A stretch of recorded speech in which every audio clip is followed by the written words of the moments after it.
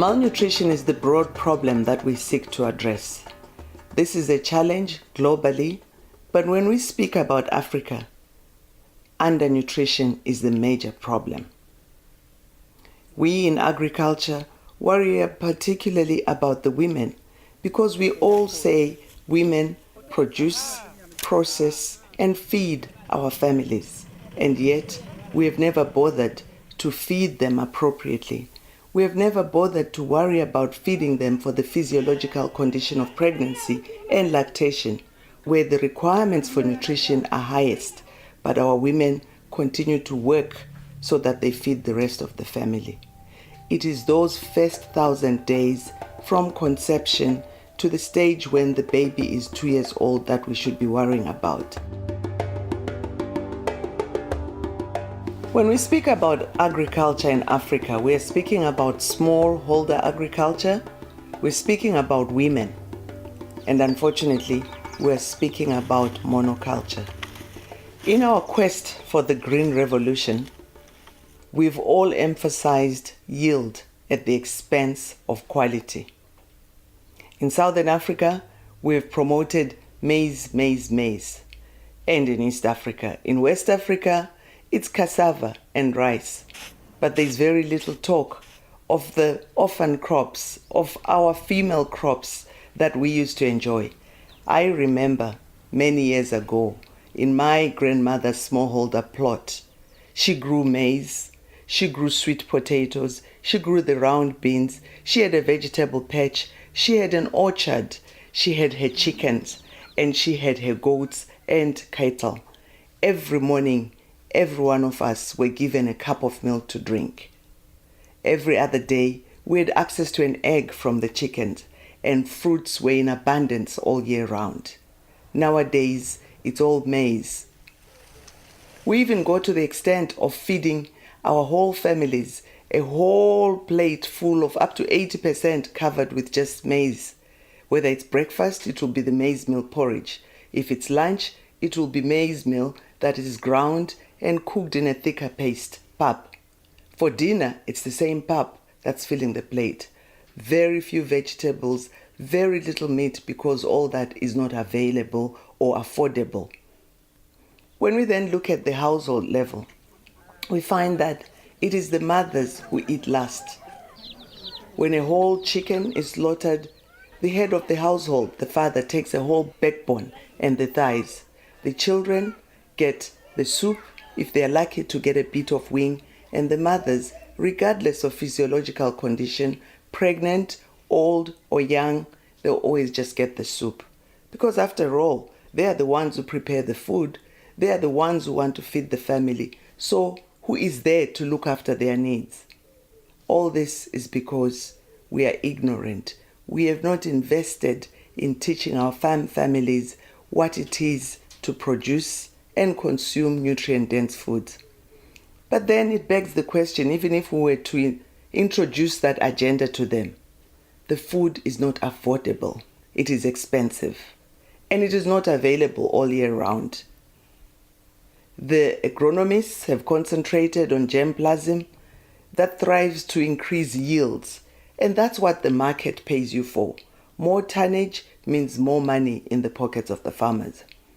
There is no narrative that rewards the farmer for nutrient-dense foods, and that's what we should be investing in if we are going to address and cut down the high malnutrition levels that are affecting our farm families. I'd like to now put it across that agriculture can do for nutrition. And there are 5 known pathways where agriculture can do this. If we decide to look at farm families, let's make sure we have the germplasm, like protein maize, that will allow them to produce maize that is protein dense. Let's make sure we look at the soil quality and make sure the nutrients, the micronutrients that the seed is uptaking ends up with a commodity that has the micronutrients in the food. Let's look at the storage and make sure that as we store our food, we not only protect from the leakages of quantity, but also protect from the leakages of micronutrients, but more important, from contamination from aflatoxin. We now know that some of the cancers that we are experiencing are attributed to aflatoxin contamination during storage, particularly with our maize and our groundnuts. If we go up the value chain, agriculture can do for nutrition if the market is flooded with nutrient-dense foods. By educating a consumer that will demand those foods, the demand will go up. By increasing demand, we stimulate increased production at farm level. Through increased production at farm level, this means more money for the farmers. And more money for educated farmers means they will feed their families better because they will produce for us the nutrient-dense foods, they will consume them, but more important, they will have access to those foods that they don't produce, that they couldn't afford, but can now afford because we, the consumers, are stimulating increased production of nutrient-dense foods. But more important, let's empower our women. If women, whom we proudly say handle 80% of the food we eat in Africa through production, processing, they will be informed on how to access this food, what type to produce, how to process it, and how to allocate the food portions to ensure you have a diverse plate that has the right quantities of energy, the protein, the micronutrients, the fruits and vegetables, the milk and meat that we have shown is vital for the growth of our children. All this can be done if we invest in agriculture that yields nutrient-dense food. This is nutrition-sensitive agriculture. This is the new gospel that every agriculture practitioner has to preach. Right from the breeders to the policymakers to the investors, we'll need to make sure that agriculture does for nutrition.